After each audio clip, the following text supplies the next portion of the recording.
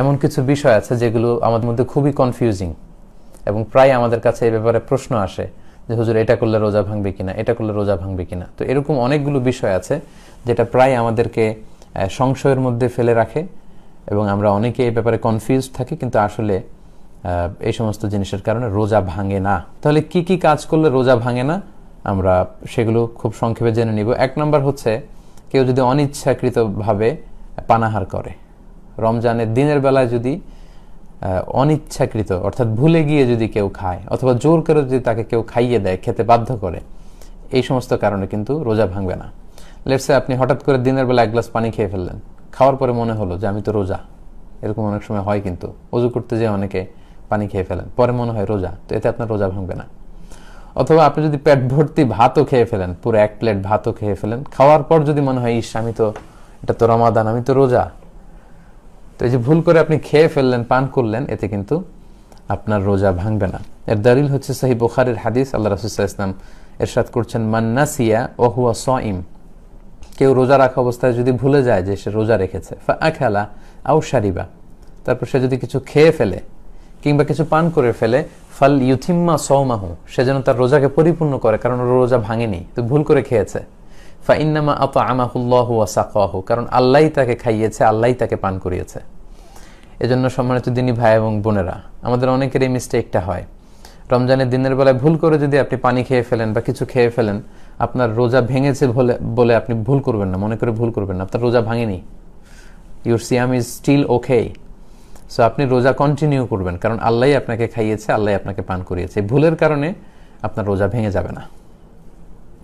আরেকটি হাদিসের দলিল, যে হাদিসটি সহিহ ইবনে হিব্বানে এসেছে, মুস্তাদরাকে হাকিমে এসেছে। আল্লাহর হাবিব সাল্লাল্লাহু আলাইহি ওয়াসাল্লাম বলছেন, মান আফতারা ফি শাহরি রমাদানা নাসিয়ান, কেউ যদি রমজান মাসে দিনের বেলা ভুল করে কিছু খেয়ে ফেলে, ফালা কাদা আলাই ওয়ালা কাফারা, তাহলে তার কাজাও করা লাগবে না, কাফারাও দেয়া লাগবে না, কারণ তার রোজাই তো ভাঙেনি। তাই ভুল করে খেলে, পান করলে রোজা ভাঙে না। এ হচ্ছে প্রথম কথা। দুই নম্বর কথা হচ্ছে, যারা বিবাহিত, দিনের বেলা যদি বিবাহিত কেউ ভালোবাসার আতিশায্যে তার স্ত্রীকে জড়িয়ে ধরে কিংবা কিস করে, এই কিসিং এর কারণে এবং হাগিং এর কারণে, ভালোবাসা প্রকাশ করার কারণে, এগুলোতে রোজা ভাঙে না। কিন্তু আমরা সাজেস্ট করব যে এই জাতীয় কাজে যাতে আমরা দিনের বেলা জড়িয়ে না পড়ি, কারণ আপনি যদি আপনার বিবাহিত স্ত্রীকে জড়িয়ে ধরেন বা কিস করেন, এতে হয়তো আপনি সেক্সুয়ালি আরো এক্সাইটেড হয়ে যেতে পারেন। হয়তো এক পর্যায়ে আপনি একেবারে ফাইনাল ডেস্টিনেশনে চলে গেলে আপনি হয়তো ফিজিক্যাল ইন্টিমেসিতে গেলেন বা ফিজিক্যাল ইন্টারকোর্সে গেলেন, আপনি একটা হারাম কাজ করে ফেলেন। এবং আগেই আমরা এই ব্যাপারে সতর্ক করেছি যে সেক্ষেত্রে আপনার শুধু কাজা করলেই হবে না, কাফারাও দেওয়া লাগবে, এবং এটা একটা বড় ধরনের ওয়ার্নিং এবং মহাবিপদে তখন আপনি পড়ে যাবেন। এজন্য আমরা সাজেস্ট করি যে দিনের বেলায় এই জাতীয় কাজ যেন আমরা না করি। তারপরেও কেউ যদি ভালোবাসার আতিশায্যে দিনের বেলায় আপনার স্ত্রীকে যদি আপনি জড়িয়ে ধরেন বা চুমু খান, এতে কিন্তু আপনার রোজা ইনশাআল্লাহ ভাঙবে না। এর দলিল হচ্ছে সহিহ মুসলিমের হাদিস, আম্মা জান আয়েশা রাদিয়াল্লাহু তাআলা আনহা, আল্লাহ রাসূল সাল্লাল্লাহু আলাইহি ওয়াসাল্লামের প্রিয়তমা সহধর্মিণী, তিনি নিজেই বর্ণনা করছেন যে তিনি বলছেন, কানা নবিয়্যু সাল্লাল্লাহু আলাইহি ওয়াসাল্লাম ইউকাব্বিলু ওয়া হুয়া সাইম, আল্লাহ রাসূল সাল্লাল্লাহু আলাইহি ওয়াসাল্লাম রমাদান মাসে দিনের বেলায় আমাকে চুমু দিতেন, ওয়া ইউবাশিরু ওয়া হুয়া সাইম, এবং তিনি আমাকে জড়িয়ে ধরতেন, আগলে রাখতেন রোজা রাখা অবস্থায়। তো এটাই প্রমাণ করে যে চুমু দিলে বা স্ত্রীকে জড়িয়ে ধরলে, কিস করলে বা হাগ করলে, এতে করে কিন্তু আপনার রোজা ভাঙবে না। তবে আমরা এটাকে সাজেস্ট করি না, যেহেতু এটার কারণে আপনি সেক্সুয়ালি এক্সাইটেড হয়ে যেতে পারেন এবং আপনি বড় ধরনের কবিরা গুনাহে লিপ্ত হয়ে যেতে পারেন। তবে কারো যদি নিজের ওরকম কন্ট্রোল থাকে, তাহলে এরকম ঘটনা যদি ঘটে যায়, তাহলে আপনার রোজা ভাঙবে না ইনশাআল্লাহ। 3 নাম্বার হচ্ছে ওয়েট ড্রিম, যেটাকে আরবিতে বলে আল ইহতিলাম, বাংলায় অর্থ দাঁড়াবে স্বপ্নদোষ।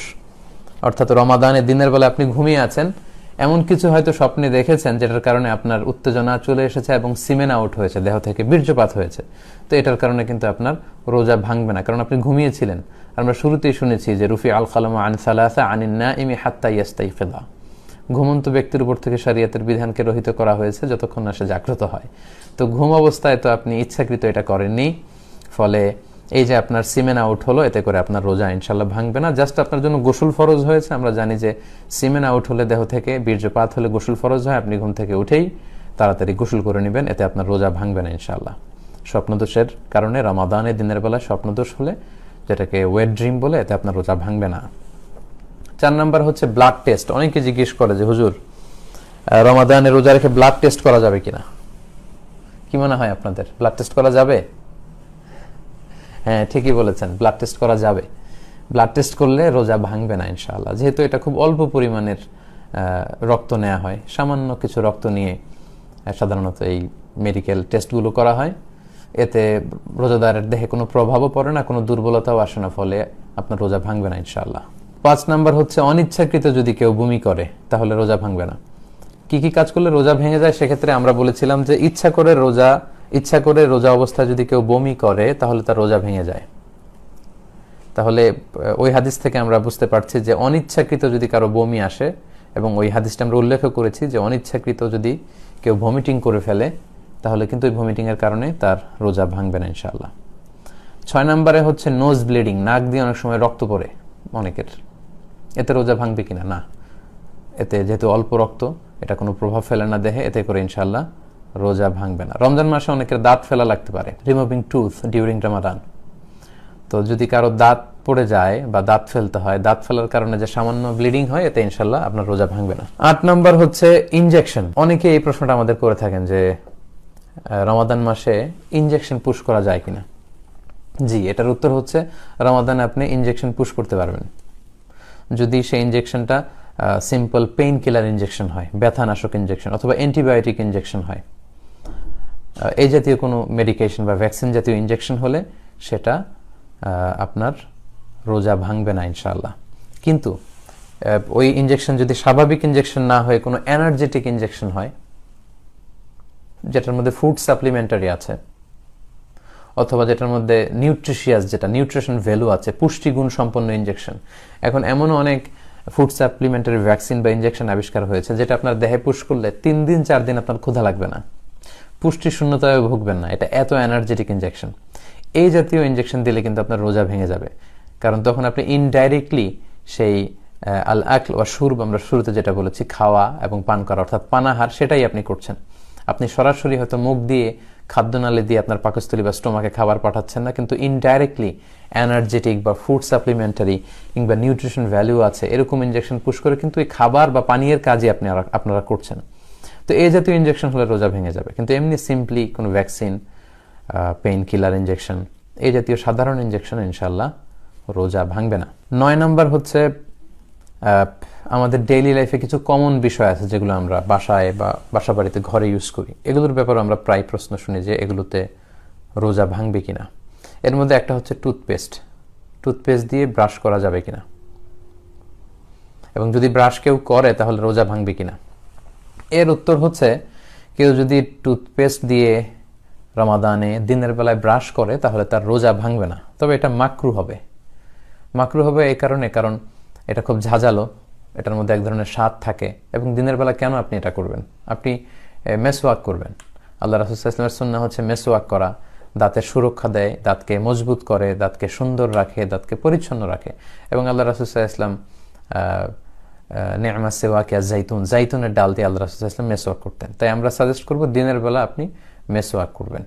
আপনি যদি ব্রাশ করতে চান তাহলে আমাদের সাজেশন হচ্ছে যে সাহারি খাওয়ার পরে, যেহেতু অনেক ফুড পার্টিকেল দাঁতের কণায় জমে থাকে, সাহারি খাওয়ার পরে ফজর শুরু হওয়ার আগে আপনি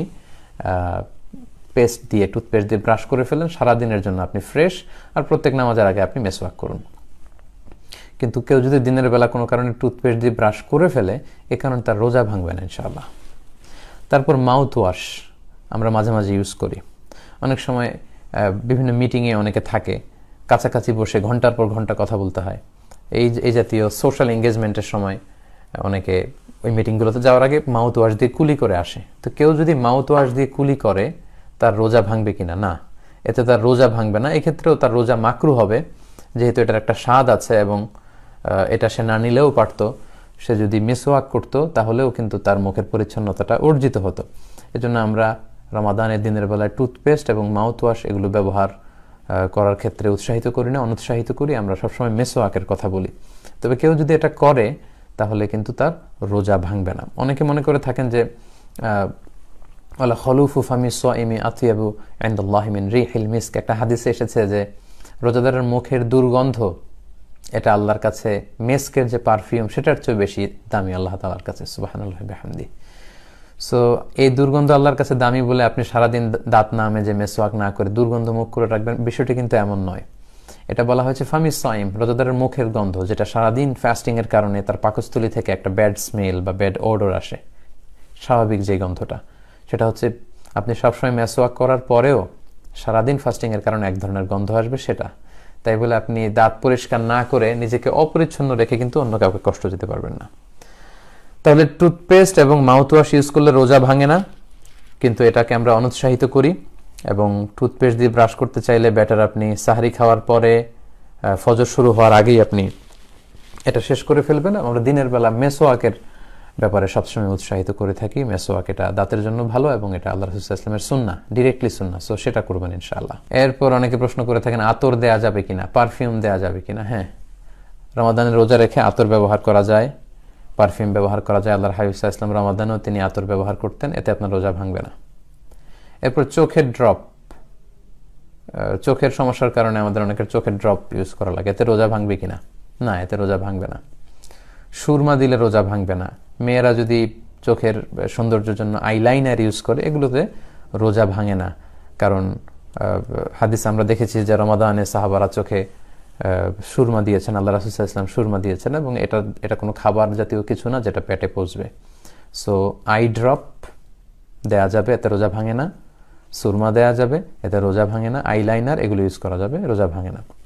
আরেকটা কমন প্রশ্ন সব সময় আমাদেরকে জিজ্ঞেস করে যে আমার আম্মা অসুস্থ, ডায়াবেটিক্সের পেশেন্ট, ইনসুলিন দেয়া যাবে কিনা। রমাদানে এটা একটা কমন কোশ্চেন, কারণ ডায়াবেটিক্স এটা এখন একটা জাতীয়, বাংলাদেশের জাতীয় রোগে পরিণত হয়েছে। আমাদের ঘরে যারাই কিছুটা বয়স্ক, আমাদের আব্বা আম্মা দাদা দাদি অনেকেই কিন্তু এই ডায়াবেটিক্স আক্রান্ত।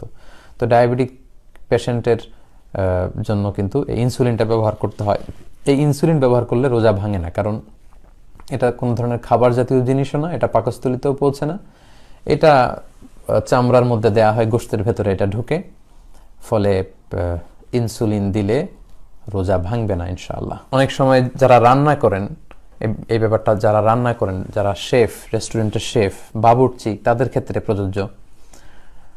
অনেক সময় রমাদানের দিনের বেলা রান্না করতে হয়, সেক্ষেত্রে তিনি লবণ হলো কিনা, স্পাইসি হলো কিনা, এই স্বাদটা জিহ্বা দিয়ে আন্দাজ করতে পারবেন কিনা, এতে কি রোজা ভাঙবে? উত্তর হচ্ছে না, এতে আপনার রোজা ভাঙবে না ইনশাল্লাহ। এটাকে আরবিতে বলে তাযাউক, স্বাদ নেয়া। জিহ্বা দিয়ে আপনি টেস্টটা দেখলেন যে লবণ কতটুকু হয়েছে। এটা আমাদের প্রায়ই হয়।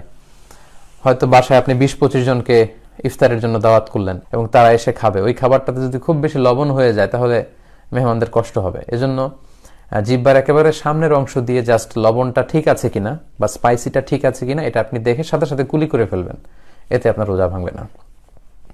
অথবা ইফতারের প্রোগ্রামে লেটসে 500 মানুষের বিরিয়ানি রান্না করা হবে, এখন এটাতে যদি লবণ বেশি হয়ে যায় তাহলে তো 500 মানুষের রোজাদারের কষ্ট হবে।